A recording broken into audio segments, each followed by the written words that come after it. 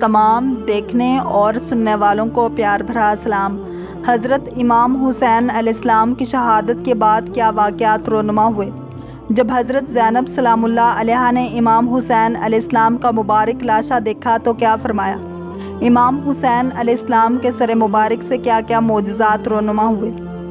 روایت آئی ہے کہ جب حضرت زینب سلام اللہ علیہا نے اپنے بھائی امام حسین علیہ السلام کا جسم مبارک دیکھا تو فریاد کرتے ہوئے کہا، وَأَجْدَاهُ وَمُحَمَّدًا یا رسول اللہ صلی اللہ علیہ وسلم، یہ آپ کے حسین ہیں جن کے چہرے کو آپ بوسہ دیا کرتے تھے اور اپنا چہرہ مبارک جن کے سینے پر رکھا کرتے تھے۔ یہ آپ کے اہل بیت ہیں جو اس خواری و زاری کے ساتھ کرب و مصیبت میں مبتلا ہیں۔ یہ آپ کے جگر کے ٹکڑے کا جسم ہے جو ریت کے تودے پر پڑا ہے۔ جناب زینب سلام اللہ علیہا کی باتوں سے دوست و دشمن رونے لگے اور ابن سعد نے شہداء کے سر قبیلوں میں تقسیم کر دیے۔ 22 سر قبیلہ حوازن کو دیے، 14 سر بنی تمیم کو دیے جن کا سردار حسین بن نمیر تھا، 13 سر قبیلہ کنت کو دیے جس کا سردار قیس بن اشس تھا، 6 سر بنی اسد کو دیے جن کا سردار ہلال بن عور تھا، 5 سر قبیلہ ازد کے سپرد کیے اور 12 سر بنی ثقیف کے حوالے کیے اور کوفہ کی طرف روانہ ہو گیا۔ روایات میں آتا ہے کہ 2 دن کے بعد ابن سعد نے شہیدوں کے سروں کو اٹھایا اور ان کے جسموں کو صحرائے کربلا میں چھوڑ دیا۔ اہل نما ذریعہ کو پتہ چلا تو انہوں نے آ کر چند بے سر جسموں کو دیکھا اور نوحہ و زاری کی آواز سنی، مگر نوحہ کرنے والے نظر نہ آتے تھے۔ یہ جنوں کی جماعت تھی جو شہداء پر نوحہ کرتی تھی اور ان کی مرثیہ میں قصائد پڑھتی تھی۔ ان میں سے ایک شعر یہ ہے، جنوں کی عورتیں ماتم و نوحہ گری میں خواتین بنی ہاشم کی موافقت کرتی ہیں اور تمام عالم کے پیشوا و مقتدا احمد مختار حضرت محمد صلی اللہ علیہ وسلم کی برگزیدہ بیٹیوں کے رونے میں شریک ہیں۔ شواہد نبوت میں آیا ہے کہ ایک سکا شخص نے بیان کیا ہے کہ میں نے قبیلہ لہی کے ایک شخص سے پوچھا، مجھے یہ خبر پہنچی ہے کہ تم نے حضرت امام حسین علیہ السلام پر جنوں کا نوحہ سنا ہے؟ اس نے کہا، ہاں، اس قبیلہ کے ہر آزاد و غلام شخص جس سے بھی آپ پوچھیں گے آپ کو اس کے بارے میں خبر دے گا۔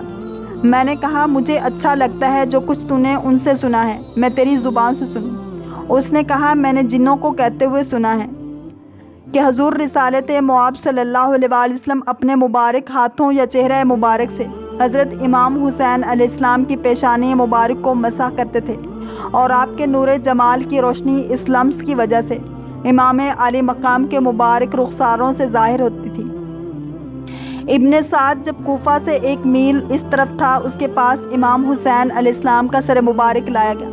اس نے ان سروں کو دوسرے سروں کے ساتھ نیزے پر چڑھایا اور کوفہ میں لے آیا۔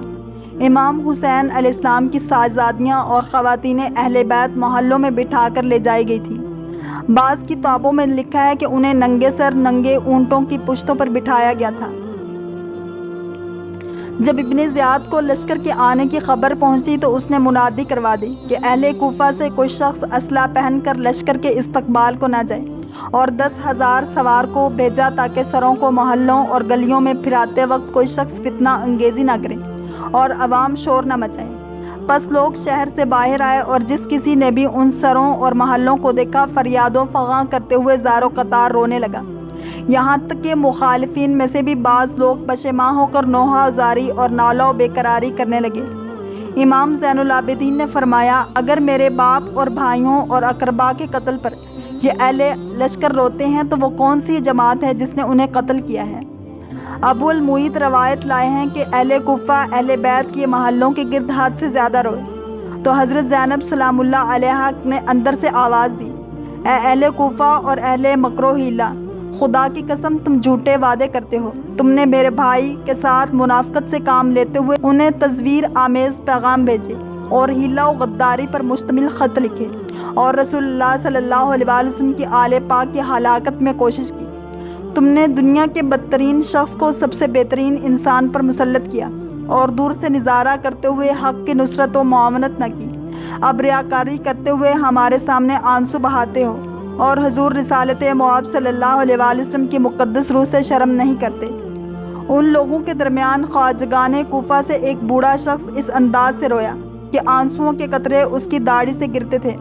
اس نے کہا، اے خاتون قیامت کی ساجزادی، آپ نے سچ فرمایا، آپ کے بوڑھے بوڑھوں سے بہترین، آپ کے جوان جوانوں سے شریف ترین، آپ کی خواتین خواتین سے پاکیزہ ترین، اور یہ صورت جو واقع ہوئی ہے تا قیامت کوفیوں کی بدنامی کا باعث بنی رہے گی۔ روایت آئی ہے کہ جس نے بھی امام عالی مقام سیدنا امام حسین علیہ السلام کے سر کی طرف دیکھا، آپ کی ہیبت سے بے ہوش ہو گیا، اور آپ کا سر مبارک دوسرے سروں کے درمیان اس طرح چمکتا تھا جس طرح ستاروں کے درمیان چاند درخشاں ہو۔ شواہد نبوت میں حضرت زید بن ارقم رضی اللہ تعالیٰ عنہ سے روایت بیان کی گئی ہے کہ جب حضرت امام حسین علیہ السلام کا سر کوفہ کی گلیوں میں پھرایا گیا، میں اس وقت اپنے گھر کے بالا خانے میں تھا۔ جب میرے برابر پہنچا تو میں نے آپ کے سر مبارک کو یہ آیت کریمہ پڑھتے ہوئے سنا: کیا تمہیں معلوم ہوا کہ پہاڑ کی کوہ اور جنگل کے کنارے والے ہماری ایک عجیب نشانی تھے؟ اس حال کی ہیبت سے میرے رونگٹے کھڑے ہو گئے۔ میں نے آواز دی: اے ابن رسول اللہ صلی اللہ علیہ وآلہ وسلم، یہ کیا راز ہے؟ آپ کا امر عجیب تر ہے۔ ایک دوسرے عزیز نے بیان کیا کہ جب ان سروں کو ابن زیاد کے محل کے دروازے پر لایا گیا اور نیزوں سے اتارا گیا تو میں امام حسین علیہ السلام کے سر کے قریب ہوا تو آپ کے ہونٹ مبارک ہلنے لگے۔ میں نے کان لگایا تو آپ اس آیت کی تلاوت فرما رہے تھے: اور ہرگز اللہ کو بے خبر نہ جاننا ظالموں کے کاموں سے۔ جب ان سروں کو ابن زیاد کی مجلس میں لایا گیا تو اس نے دوسری مرتبہ امام حسین علیہ السلام کے سر مبارک کو اٹھا کر آپ کے چہرہ اور زلفوں کو دیکھا تو اس کے ہاتھ کانپنے لگے اور سر مبارک اس کے ہاتھوں سے گر گیا۔ پھر اس نے سر کی جانب دیکھنا چھوڑ دیا اور اپنی ران پر رکھ لیا۔ آپ کے سر سے 14ویں رات کے چاند کی طرح روشنی پھوٹ رہی تھی اور آپ کے گیسو مشکی کی خوشبو کستوری سے زیادہ مہک رہی تھی۔ ابو المؤخر نے روایت بیان کی ہے جب ابن زیاد نے امام عالی مقام سیدنا امام حسین علیہ السلام کا سر مبارک اپنی ران پر رکھا، اس میں سے خون کا ایک قطرہ اس کی قبا پر گرا اور وہ قطرہ قبا اور اس کا جبہ و پیراہن اور تابند میں سوراخ کرتا ہوا ران کے گوشت میں پہنچا اور دوسری طرف پہنچ گیا اور تخت میں سوراخ کرتے ہوئے زمین پر پہنچ کر غائب ہو گیا۔